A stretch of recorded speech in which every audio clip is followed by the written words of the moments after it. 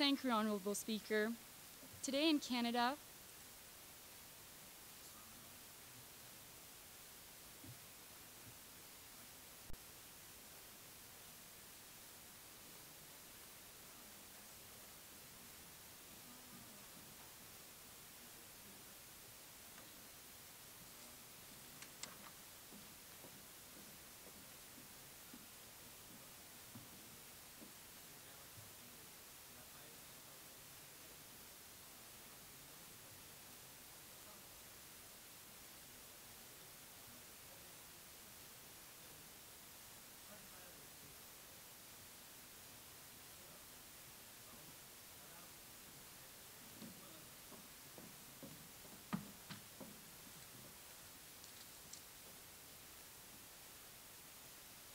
Thank you, Honourable Speaker. Today in Canada, we live in a dysfunctional decision-making system on pipeline projects that is tarnished by conflict, by issues that are unresolved amongst the Canadian territory, and many different problems. And at the government, we think that this is a disaster in decision-making, and we believe that we need to make better decisions, and that goes through more independence within our decision-making process regarding pipeline projects. And that is why today the government is proud to propose that Canada follows the recommendation of the Standing Senate Committee on Transport and Communications and empowers the National Energy Board to give the final approval on all pipeline projects while considering environmental and Indigenous concerns.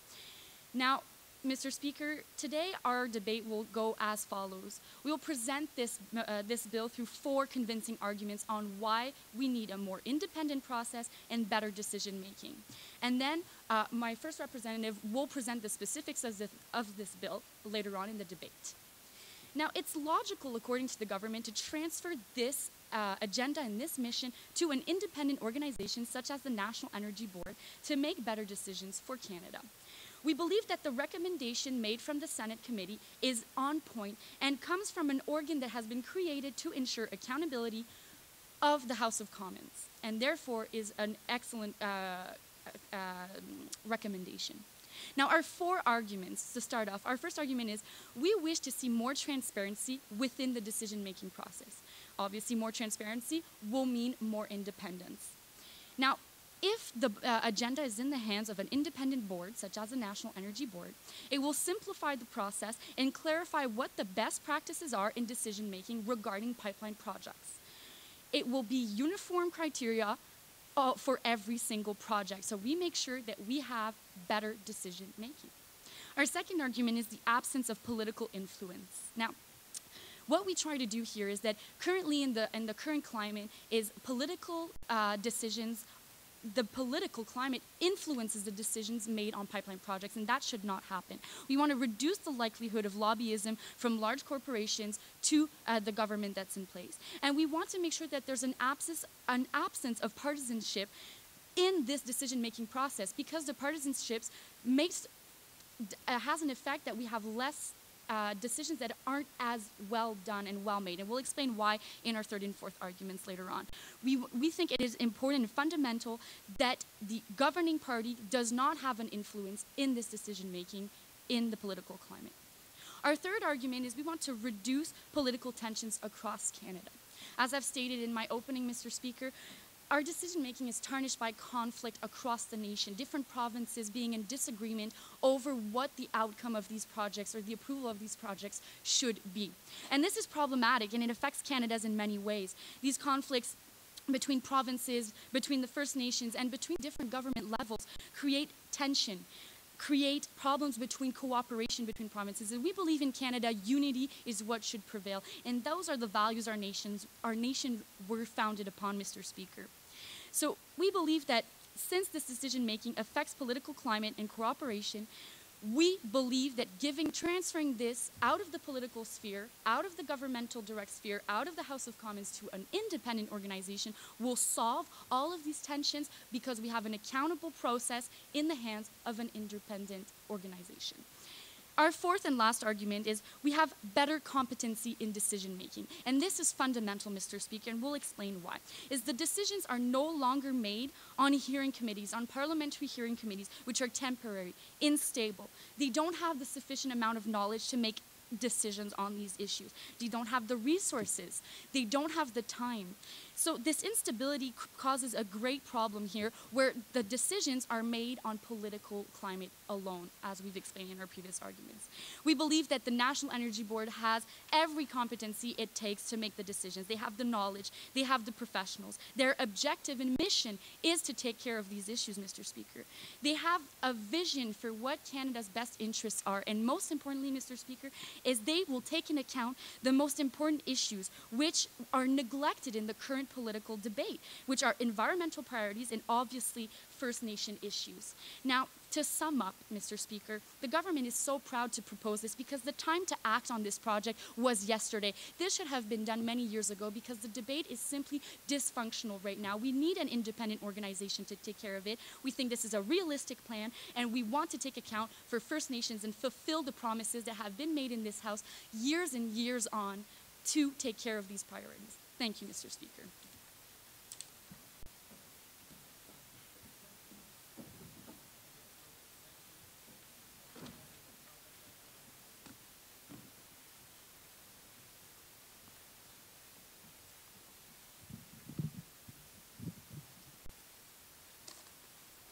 Monsieur le Président, distingués collègues au gouvernement et à l'opposition. Aujourd'hui, nous n'avons pas un débat sur les pipelines, mais bien sur le processus et sur à quel point l'ONE n'est pas redevable aux citoyens canadiens. Le réel problème avec ce que le gouvernement propose, c'est la responsabilité du gouvernement. Cette responsabilité qui s'efface totalement avec cette motion. Donc, nous sommes à l'encontre de cette motion de transférer à l'ONE le pouvoir de donner l'approbation finale à tous les projets de pipeline. Nous voulons conserver leur rôle actuel étant de consultation, information et recommandation. Notre ligne est bien simple. C'est la responsabilité du gouvernement, car il y a plusieurs problèmes en donnant le pouvoir à l'ONE. Premièrement, par rapport au travail que l'ONE fait, et deuxièmement, par rapport à la responsabilité du gouvernement envers ses citoyens. Par la suite, je vais poser plusieurs questions, les modalités du gouvernement étant très incomplètes, et ensuite, je vais réfuter leurs arguments. Premièrement, par rapport au travail de l'ONE, je vais diviser mon argumentaire en deux sections, la composition de l'ONE et les consultations qu'ils font.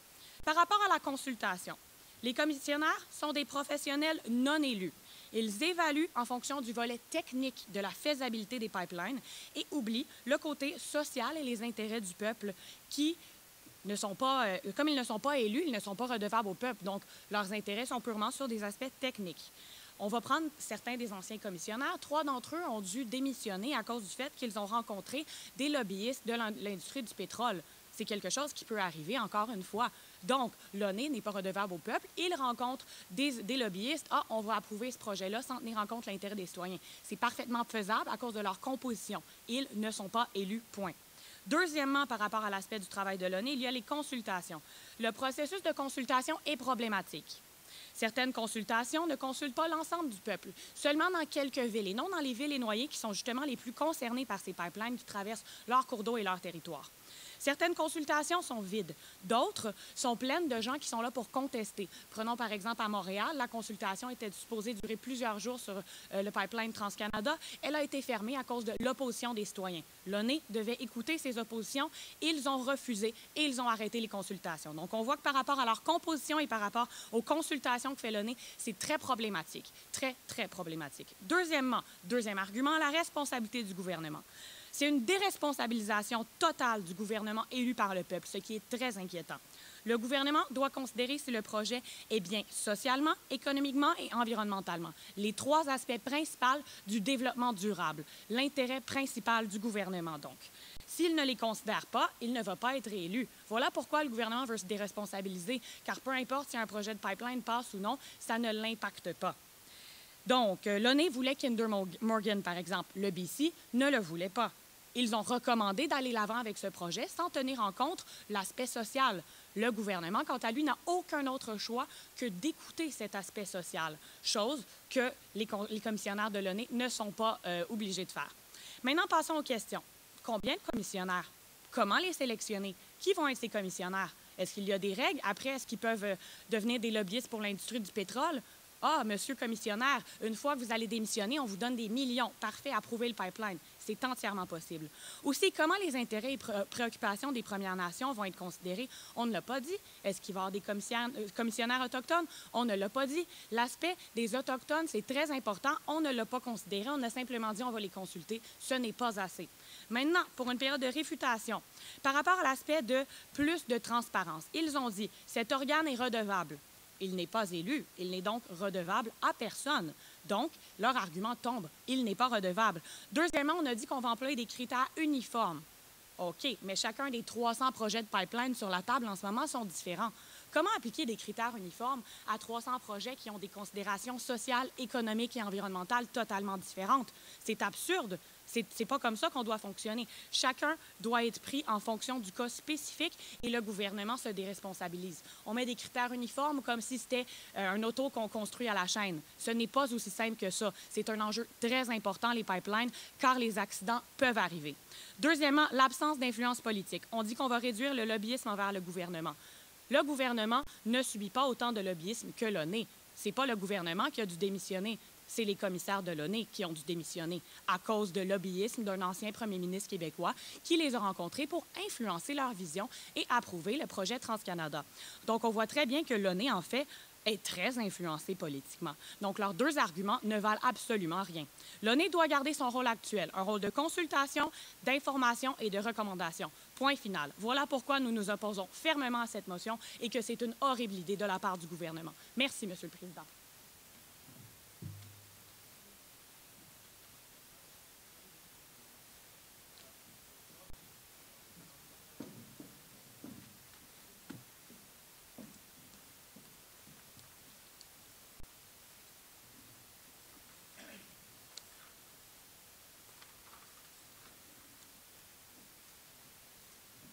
Monsieur le Président, on a un gouvernement ici qui croit en la compétence de ses organes. L'Office national de l'énergie est l'organisme le plus qualifié pour donner son approbation dans des décisions concernant les pipelines. Le comité sénatorial des transports a donné sa recommandation et c'est pour une raison. C'est parce que la meilleure décision à prendre est de donner l'approbation de ces projets à l'Office national de l'énergie.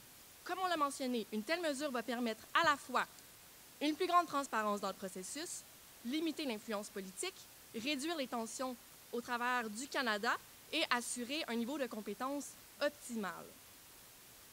Je remercie l'enthousiasme de l'opposition face à toutes ces questions concernant notre projet de loi. Visiblement, elle y accorde un grand intérêt. Tout d'abord, comment nous allons fonctionner? Nous allons nous assurer d'une transition des dossiers entre le gouvernement vers l'Office national de l'énergie sur une période d'1 an. Ainsi, les projets très actuels, par exemple Keystone ou Énergie Est, aucune décision ne sera prise d'ici à ce que la transition soit complètement effectuée. Pour nous assurer que cette transition se fasse bien et pour nous assurer d'avoir les moyens pour poursuivre dans cette direction, 35 millions de dollars seront dégagés du budget fédéral, étalés sur une période de 5 ans, afin d'assurer le bon déroulement de la transition et afin de combler les dépenses supplémentaires qui pourraient être liées à l'augmentation de la charge de travail supportée par l'Office national de l'énergie.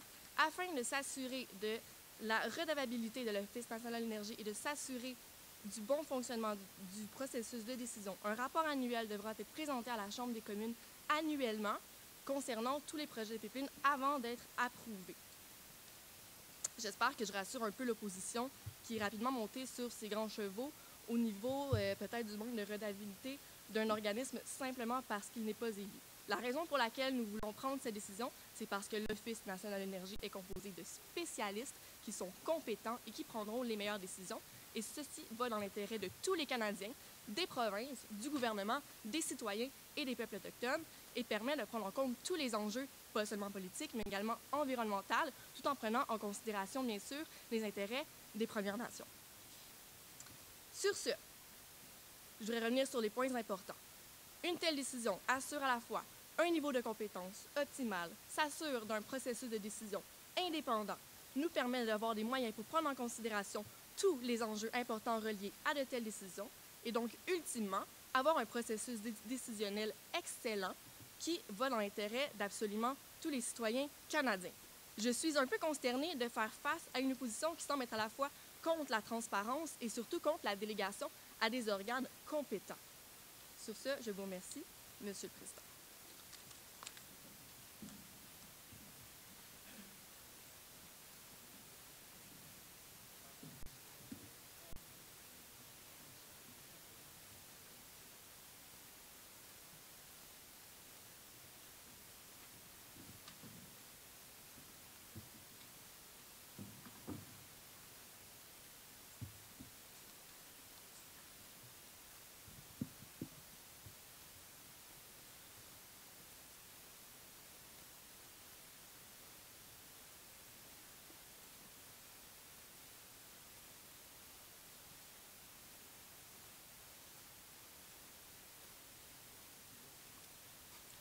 Monsieur le Président, distingués collègues au gouvernement, distingués collègues à l'opposition, tout d'abord j'aimerais donc rappeler le fardeau aujourd'hui qu'a le gouvernement, c'est bien de nous démontrer que le processus qui va être établi est un processus qui va être transparent, un nouveau processus qui va enlever toute la problématique qu'on a au niveau de la transparence, de la responsabilité, au niveau de la redevabilité qu'on a envers les citoyens. Aujourd'hui, c'est ce fardeau-là que se pose le gouvernement. À l'opposition, on pense que le gouvernement n'est pas capable de supporter ce fardeau-là.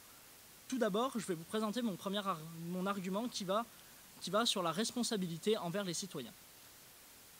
À l'heure actuelle, les citoyens ont de nombreux moyens de justement pouvoir protester, de pouvoir faire entendre leur voix. Ils peuvent, que ce soit en faisant pression sur leurs députés régionaux, puisque l'environnement est une compétence partagée, que ce soit par le vote au fédéral, en élisant un gouvernement qui est plus conservateur ou plus libéral, qui a des idées plus envers les pipelines, moins envers les pipelines. Ce sont des décisions qui se font à travers le peuple. Aujourd'hui, ce que nous propose l'opposition, c'est une déresponsabilisation totale du gouvernement. Le gouvernement prend ce pouvoir de décision, dit à un organisme totalement indépendant qui n'a absolument aucun intérêt particulier avec les citoyens, prenez cette décision-là. Du côté de l'opposition, on pense que c'est extrêmement problématique et c'est pourquoi on s'oppose fermement à cette motion. Je vais tout de suite revenir en réfutation sur un des grands problèmes qu'on a abordé. Un des grands problèmes qu'on a abordé, c'est bien la composition. Le gouvernement ne nous a absolument pas parlé de la composition de l'ONE. Mais la composition actuelle de l'ONE, c'est une composition qui est extrêmement technique, qui est là pour savoir si les pipelines vont avoir des impacts environnementaux, pour savoir si les pipelines peuvent passer à tel ou tel endroit, mais on n'a absolument pas de considération économique et surtout de considération sociale. Ces considérations sociales-là, à l'heure actuelle, sont prises avec le gouvernement qui, par l'article 35, est obligé de consulter les Premières Nations. Avec l'ONE, tout ça disparaît. L'ONE décide tout seul. Les modalités posées par le gouvernement n'imposent absolument aucune obligation de consulter les autochtones, car on ne nous a pas répondu. Est-ce qu'on va avoir des nouveaux commissionnaires? Est-ce qu'on va avoir des politiciens à l'intérieur? Est-ce qu'on va avoir des environnementalistes? Est-ce qu'on va avoir plus de représentation autochtone à l'intérieur de l'ONE? On nous parle de transparence du côté du gouvernement, mais il faut bien comprendre que l'ONE est un organisme extrêmement opaque. À l'heure actuelle, l'ONE n'est absolument pas transparente. Qu'est-ce qu'il y a de plus transparent qu'un gouvernement qu'on élit, Monsieur le Président? Il n'y en a pas.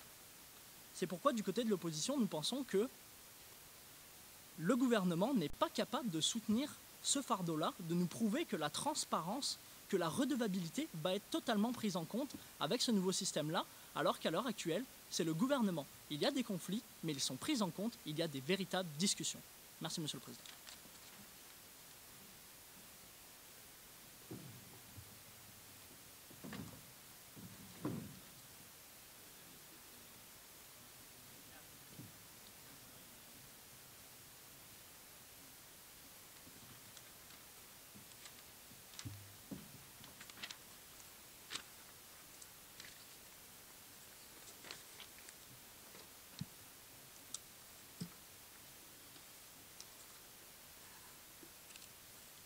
Monsieur le Président, un pipeline représente beaucoup de changements dans le quotidien des Canadiens.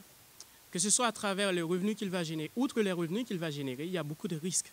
Et c'est pourquoi, d'après nous, au gouvernement, c'est nécessaire que le processus décisionnel final sur les pipelines soit prise, que la décision finale sur les pipelines soit prise par un organisme indépendant. On a entendu le gouvernement remettre en question beaucoup de fois la composition technique de l'ONE.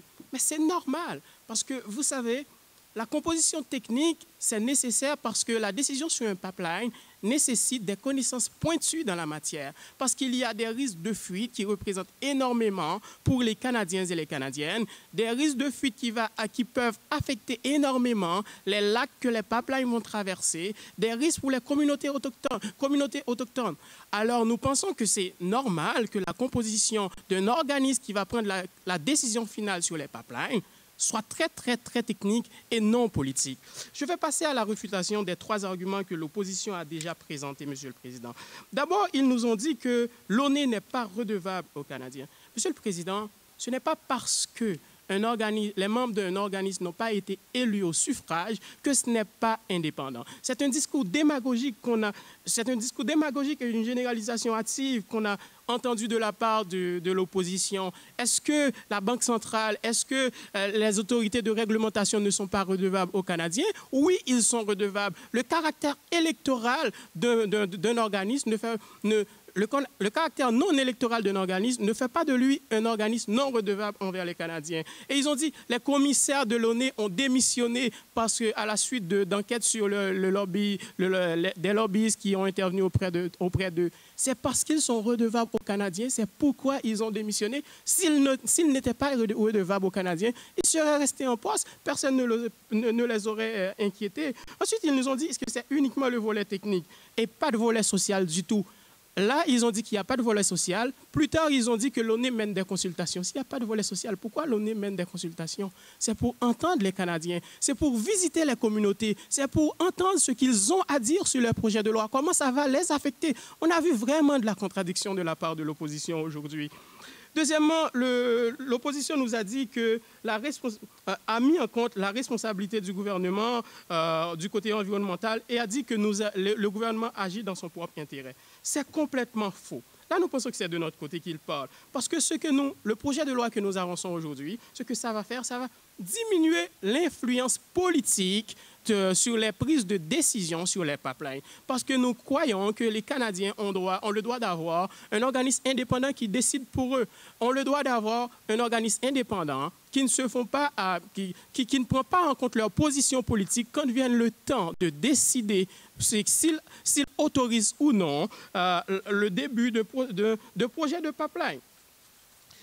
Troisièmement, le gouvernement nous a dit est venu avec un argument sur la responsabilité envers les citoyens. Et le gouvernement a dit que si ce sont les députés qui décident, les Canadiens peuvent faire de la pression sur leurs députés. Mais vous savez, un député d'une circonscription n'est pas forcément quelqu'un qui est connaisseur du sujet sur l'environnement. Il peut être un médecin, il peut être un ingénieur. C'est-à-dire, le fait qu'il fasse pression, ça ne fait pas beaucoup d'effet. Mais le fait que nous décidons d'accorder ça à un organisme composé d'experts indépendants en la matière, qui connaît bien la matière, c'est ce qui est le plus efficace possible. Et vous savez, les Canadiens sont divisés sur ce sujet. 9 sur 10 des Albertains sont pour les pipelines. 6 sur 10 des Québécois sont contre les pipelines. Le fait que nous confions ça à un organisme indépendant et non politique, ça va diminuer le temps de traitement et faciliter la prise de décision en renforçant la confiance des Canadiens dans la prise de décision. Merci, Monsieur le Président.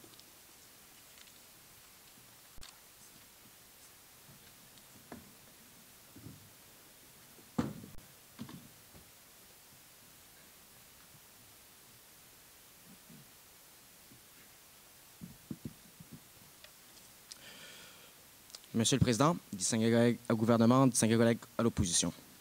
Monsieur le Président, l'ONE est présentement en place pour des rôles très spécifiques, c'est-à-dire de consulter et de donner des opinions au gouvernement en faveur ou en défaveur de projets et n'a pas de rôle décisionnel. Comme je vous l'ai bien spécifié, donne son commentaire au gouvernement. Ce que le gouvernement tente de faire aujourd'hui, c'est de déresponsabiliser le gouvernement envers ses citoyens pour déléguer ça au niveau d'un groupe dont on ne sait toujours pas sera composé de qui et de combien de personnes, Monsieur le Président. Cependant, laissez-moi entamer notre quatrième argument. Donc, notre quatrième argument vise à démontrer que le gouvernement vient ici de créer un problème en tant que précédent démocratique, Monsieur le Président. Rappelons-le, la motion précise que c'est une recommandation du Sénat. Le Sénat, aux dernières nouvelles, n'est toujours pas élu, Monsieur le Président, et qu'on veut déléguer ça auprès de l'ONE. L'ONE qui n'est toujours pas élu, Monsieur le Président. Le Parlement, présentement, est composé de plus que 300 députés de diverses circonscriptions au Canada et leur rôle premier, malgré le fait qu'ils soient médecins, ingénieurs, etc., leur rôle premier est de représenter l'opinion des citoyens, Monsieur le Président. Donc, on est très clairement en train de dire que, malgré le 150e anniversaire de notre pays, que le gouvernement n'a pas assez de pouvoir pour être capable de représenter les citoyens, Monsieur le Président. C'est totalement un signe de déconfiance envers le système politique actuel, encore une fois. Donc, au niveau de la réfutation, on nous a dit que l'ONE est la plus qualifiée. Oui, est composée de groupes d'experts. Mais, Monsieur le Président, encore une fois, on ne nous a pas dit comment vont-ils faire pour consulter les opinions. On nous a parlé ici de développement social. Comme on l'a dit, oui, il y a des consultations qui se font, mais comme l'a démontré très clairement notre chef de l'opposition, au niveau de la consultation, il y a des problèmes. Pensons à ce qui s'est passé lors de la consultation à Montréal. Il y a des consultations aussi dans des villages qui se déroulent en Alberta où il n'y a quasiment personne qui se représente. Et aussi, qu'est-ce qui empêche au niveau des consultations que des lobbies soient surreprésentés au niveau de ces consultations-là, Monsieur le Président? Alors que de l'autre côté, on a le gouvernement qui sont là, les élus, les 300 élus du gouvernement et l'opposition, qui sont là pour représenter les diverses opinions des Canadiens, Monsieur le Président. Donc, encore une fois, on vient de démontrer que leur résolution montre un manque de confiance envers le gouvernement. On nous a parlé de manque de transparence. Monsieur le Président, rappelons-nous encore les faits d'un ancien premier ministre du Québec qui travaille comme lobby pour une industrie pétrolière, qui a rencontré comment? En privé. Les commissaires de l'ONE, Monsieur le Président. Alors que de l'autre côté, nous avons le gouvernement qui débattent en Chambre, qui ont des groupes de consultation et dont tous les travaux, Monsieur le Président, sont publics. Donc, les citoyens ont accès à cette information-là, Monsieur le Président. Donc, comme vous voyez, on a vraiment, encore une fois, un manque de confiance envers le système actuel qui montre un manque de responsabilité envers le gouvernement. Très clairement, le gouvernement essaye de se délaisser d'une patate chaude en déléguant les responsabilités envers un organisme non élu. On nous a dit que les pipelines ont beaucoup de risques. Oui, Monsieur le Président, mais l'ONE aussi n'est pas uniquement au niveau du pétrole. Il y a aussi les gazoducs dont ils sont responsables. Ils doivent s'assurer de représenter l'ensemble des industries et non pas un pipeline. Et aussi, on a posé la question au niveau de comment vont-ils être nommés. Toujours pas de réponse à ce niveau-là. Combien de temps va durer leur mandat? Toujours pas de réponse. Comment est-ce qu'on va s'assurer que les environnementalistes et les groupes autochtones vont être bien représentés? On se demande encore ces questions-là et on attend toujours des réponses, Monsieur le Président. Alors que nous avons démontré très clairement que le gouvernement ici se délaisse au niveau des responsabilités, au niveau du travail alloué par le groupe de l'ONE, au niveau de la consultation du public et au niveau des tâches du gouvernement. Sur ce, Monsieur le Président, je vous remercie de m'avoir écouté.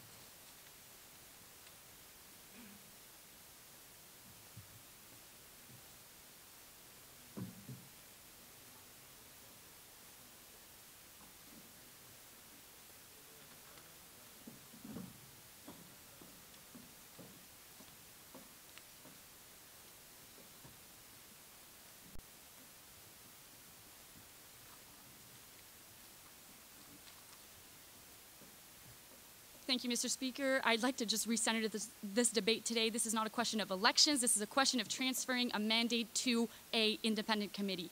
The only thing we've heard on side opposition today, basically summing up their 4 arguments, is we don't trust anyone or anything that hasn't been elected. Well, okay, so what we're doing here today on side opposition is we're saying we don't trust any organization that's not elected today. Okay, so the Senate, the Central Bank of Canada, the Auditor General, any organization that's made, they don't trust them at all. So basically, we should reform all of our democracy and all of our legislative process around their concerns. This doesn't make any sense, Mr. Speaker, sorry. Now, just to refute their last argument they presented, because the ones before that were already refuted by my member. So they said that this creates a democratic precedent of taking something from the unelected Senate and transferring it to an unelected committee. Oh, that hasn't ever been done in the past, Mr. Speaker? No, it has been done many times in the past. All of our institutions, our legislative foundations are around this, around the fact that we have an elected body that works, that is accountable to an unelected body formed of professional and experts and people that are grounded to be able to make good decisions in the interest of Canadians, okay? So again, are we going to question the Supreme Court, all of the Supreme Court's decisions in the past 150 years? Absolutely not, Mr. Speaker. So it's the same thing here. Let me just rephrase all of our arguments just to prove to the opposition that we have proven that this idea and this bill creates a better system and better decision making for all Canadians. Now, more transparency, Mr. Speaker. They said there's no more government responsibility. The government is still responsible. The National Energy Board has to do an annual report to this House, to our members, and our bill includes measures to make sure that they are transparent, and they include issues on environmental and First Nations. We are making something that is very, very complete here. Not only that, but we are mandating them to create a clear best practices in decision making. So we are uniforming the decision making. This is groundbreaking, Mr. Speaker. This is non-heard of here in Canada. Now, again, they said that there's no absence of political influence. We said that there was, because the commissaries must stay independent and they have ethical problems. Mr. Speaker, ethical behavior is something completely different from competency, and we must make sure that we understand the difference. Competency is something that's fundamental to the decision-making and making sure we're making the right decisions for Canadians. They said that there were no consultations from the National Energy Board. That is not true, Mr. Speaker. There are consultations, and we will make sure with their accountability to this House that is elected, that they make sure that they are accountable on their decisions. Mr. Speaker, to sum up this debate, we have a government that has proven that this is a better system and that we are basing this decision on a recommendation from our Senate, something that we do believe in here at the government, compared to an opposition that is contradictory, cynical, and that doesn't believe in any institution our nation has been founded upon, and that is quite disconcerting. We believe at the government that this will make better decision-making and a better Canada for everyone. Thank you, Mr. Speaker.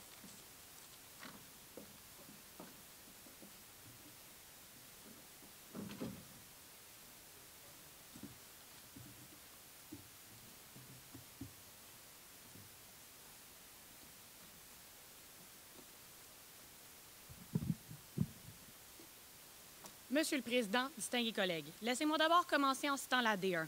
Le rapport annuel doit être approuvé par le gouvernement et c'est lui qui a la décision finale. Donc, il prône le statu quo, absolument aucun changement. Des recommandations, ensuite approuvées par le gouvernement. Donc, tout ce qu'ils ont dit ne tient sur rien. Laissez-moi continuer. On fait confiance aux différents organes nommés par le gouvernement, comme la Banque centrale ou autre. Ça n'a rien à voir avec l'enjeu en place. On dit que pour un enjeu avec autant de risques, le gouvernement doit être celui qui fait les décisions car il est le plus redevable. Ils ont dit, le D1 a dit, c'est l'organisme le plus qualifié. Comment est-il qualifié? On n'a pas parlé de la composition de l'ONU. Comment pouvons-nous nous assurer qu'ils sont les plus qualifiés? On a ensuite dit, il y a plein de mesures mises en place. La PM vient de le dire. Lesquelles? Ils parlent comme si le gouvernement fait la décision à l'aveugle. Non. Il n'y a pas de problème avec le système actuel. Prendre son temps, c'est bien, parce qu'on peut évaluer tous les risques. Et ça, c'est essentiel. Le D1 a dit, ils sont redevables aux Canadiens, alors ils ont démissionné. OK. Alors, pourquoi ils ont rencontré en privé des lobbyistes en premier lieu? Ils ont simplement démissionné à cause de l'influence des médias, pas à cause qu'ils sont redevables aux Canadiens. Absolument pas. Le D2 a dit, le député n'est pas connaisseur en la matière. Non, le député est connaisseur en tout ce que ses citoyens veulent et c'est les citoyens, le Canada. Ce n'est pas... c'est eux qu'il faut écouter, c'est eux qui sont la base de la démocratie. Il a aussi dit ils n'ont pas de réelle influence. Oui, les députés, leur vote compte et leur chef va les écouter. Donc, toutes ces affirmations ne tiennent absolument sur rien. Je vais revenir sur leurs arguments. Argument 1, plus de transparence. Cet organe va avoir plus de redevabilité. Ils ne l'ont pas prouvé, bien au contraire. Vu qu'ils ne sont pas élus et qu'ils ont déjà rencontré des lobbyistes dans le passé, ils sont moins redevables. Aussi, l'absence d'influence politique, leur deuxième argument. On va réduire le lobbyisme envers le gouvernement. Quel lobbyisme envers le gouvernement? Leur argument ne tient sur rien. C'est l'ONU qui a de l'influence des lobbyistes. Donc, leur deuxième argument tombe. Troisième argument, réduire les tensions politiques. Plusieurs provinces sont en désaccord, qu'ils ont dit. Oui, le gouvernement écoute chaque province. L'ONU, non. Le D2 a dit 9 Albertains sur 10 sont en accord. Oui, mais les 9 Québécois sur 10 qui sont en désaccord, ils les oublient. Continuons, argument 4, avec les risques. Ils sont indépendants, ils vont mieux évaluer le risque. Ils vont mieux évaluer le risque selon leurs critères et non les critères des Canadiens. Et c'est les Canadiens que nous devons écouter. Des questions. Nombre de commissionnaires, aucune réponse. Mandat de combien de temps? Qui les met en place? Par exemple, un gouvernement pro-pipeline peut mettre en place pour un mandat de 30 ans des commissionnaires pro-pipeline. Alors, pour les prochains 30 ans, tous les pipelines vont être approuvés. Donc, laissez-moi revenir sur nos arguments. La responsabilité du gouvernement est essentielle dans ceci. Le travail de l'ONU est mis en doute par rapport à leur composition et leur consultation. La responsabilité du gouvernement doit prépondérer par-dessus l'ONU, car c'est eux qui sont redevables. Quatrième argument, responsabilité envers les citoyens qui ont le droit de mettre pression. Quatrième argument, précédent démocratique, parce qu'on dit aux citoyens que le gouvernement se déresponsabilise. Donc, nous avons gagné ce débat car il y a moins de transparence, moins de redevabilité, plus de tensions politiques, moins d'écoute du peuple, plus de déresponsabilisation, moins d'écoute des populations autochtones et plus de corruption. Leur système va faire des pires décisions et un pire Canada. Merci, Monsieur le Président.